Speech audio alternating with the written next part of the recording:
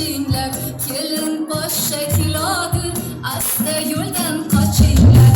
Salomda demazizon, xushomade xonadon, to'yon muborak shabad, ekon mehmoni do'ston.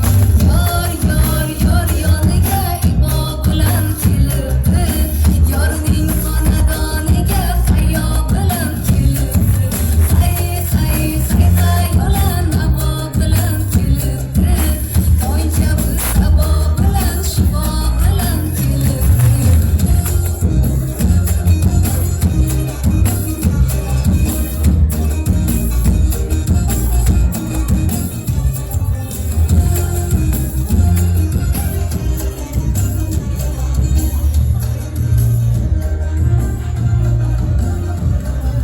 Liboslari yarashgan, ko'rgan ko'zlar qamashgan, kelin kuyov baxtiga havas bilan qarashgan.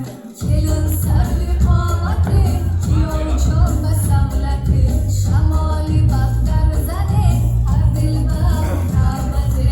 Yor yoniga ibo bilan kelibdi, yorning xonadoniga hayo bilan kelibdi. Hay yo'lan abo bilan kelibdi, tong kabi sabo bilan shibo bilan kelibdi.